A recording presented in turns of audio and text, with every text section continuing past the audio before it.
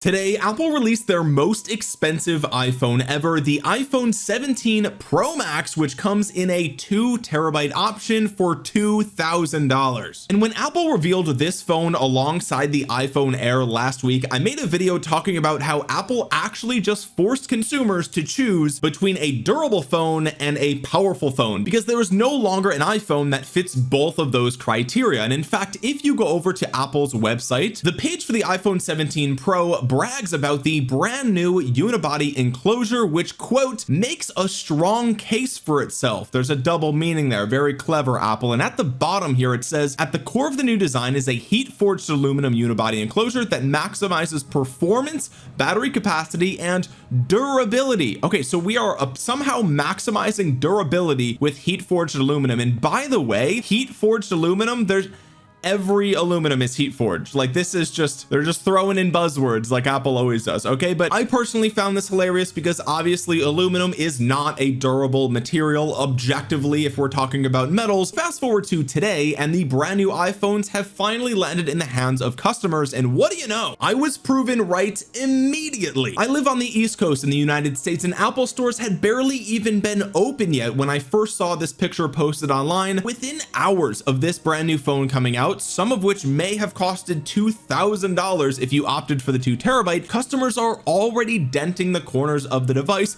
after a single drop. This is one of those I told you so moments that I'm not even happy to be making a video about, because it's actually just annoying. Like, Apple, what do you, like, who did this? Whose idea was this? Okay, so okay, I hear what you're saying. Listen, I already know what you're typing in the comments. You're saying Omniarch, but everybody wears a case on their phone, right? First of all, that's wrong. Ever since the iPhone 15 Pro and Pro Max, when they started using titanium, you did not need a case on the Pro models. A lot of you, I know you still used a case, but you didn't need to. That is like old thinking. We've kind of solved that problem now. For 2 years I haven't used a case on my 15, and there's never been a dent even close to something like this, and I drop it on the pavement all the time in New York City. There's not even grass here, okay? It's all concrete. So for the past 2 years, a case on the Pro and Pro Max models have been optional, and if you wanted to do that, that's fine. I know people like to use cases to show off their personality or to make it a color that the phones don't come in. There's a ton of reasons to use a case, but we haven't needed to use a case for the last 2 years. But it's still true that most people probably used a case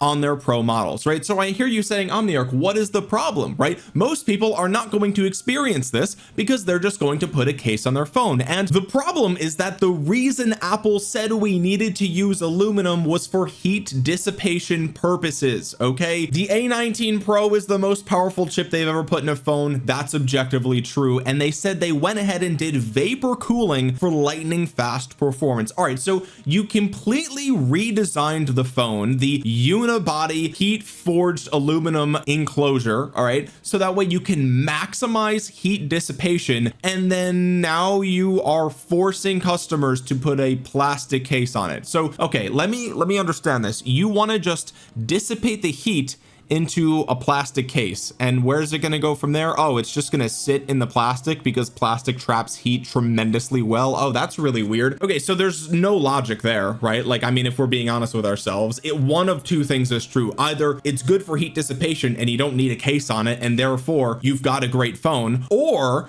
you're forced to use a case and now your heat dissipation is nerfed immediately, and you are required to nerf it if what you want is a phone that looks halfway decent after 48 hours. Like, why even go through the effort of making it good at dissipating heat when you know customers are going to have to put a case on it, and now you're not dissipating the heat effectively anymore anyway? Now look, I know a lot of people are sucking down the Apple Kool-Aid right now. I get it, I've been there, okay? But a lot of people also were saying like, oh, they went away from titanium because it's just so heavy, right? And with the big battery in this new phone, it would be so heavy. And it's like, what are we talking about? If you are struggling to lift your phone, you need to go outside and touch grass, move around, lift up a jug of water, like go to the gym. How? No, sorry, no, that's not it. That is not the case. If you are struggling to hold your iPhone, there's like a million other things in your life that you have to figure out. Okay, that is not a real life thing. No one has ever experienced struggling holding their phone unless they have some sort of disability or handicap or something like that, or maybe they're 4 years old or something.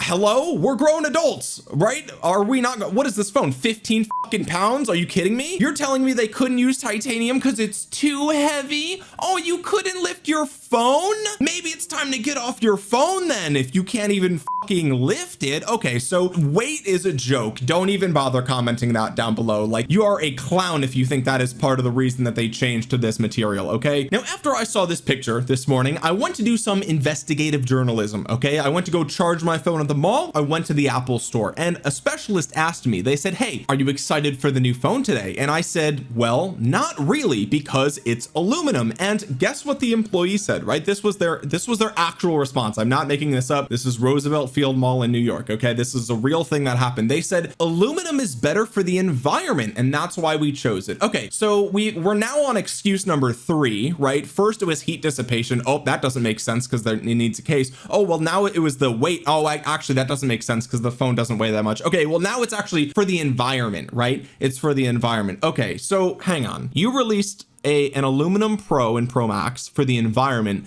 but you released what material for the air? What was that? Can you run it back for me? What's the material for the air? Is it aluminum too? Oh, it's not aluminum, huh? Oh, would you look at that? It's made of titanium, and not only is it titanium, it's made with 80% recycled titanium, so you can still be environmentally friendly while using a stronger metal. Oh my God, Apple, can you imagine that, man? So in less than 15 minutes, we have completely disassembled every argument that Apple uses to make these new Pro phones out of a suboptimal material. It's not for heat dissipation. It's not for the environment. It's not for the weight. What a joke. It's so Apple can save a little bit of money. And you know what? That's fine. They didn't raise the price for these phones this year. That's fantastic, right? Applause to Apple. Everyone else is raising their prices. PlayStation raised the price of the PS5. Nintendo raised the price of literally every accessory and every older Nintendo Switch model, right? All these companies are raising the prices and Apple didn't. So kudos to you, Apple. Hat is off for thinking about the price sensitivity of the customer. But don't try to gaslight us into saying that this is some sort of, you know, environmentally friendly, durable metal that's, oh, it solves all the problems. No, it actually sucks. This material actually sucks. This is why you haven't been using it for your Pro models for the last, what, half a decade or more? And before you say, oh, he's just cherry picking that one example, no, this is the experience of basically everybody. Let's take a look. Start like normal height here by your waist on 3, 2, 1. All right, let's see where the point of impact was. Wow, from a single drop on the orange, that is way more. 1 4-foot drop on concrete, pavement, whatever, and you already see the oranges coming off here. It bounced. It's totally scratched over on this side. More damage than I was expecting to see there. The Pro, on the other hand, I mean, you've got a scuff, but just kind of rubs out. Oh, that's interesting. So last year's 16 Pro, which is made of titanium, sustains fall damage better. That's crazy. Who would have thought? Wow. Oh wait, you did. You figured this out. How long ago? What are we doing? 2, 1.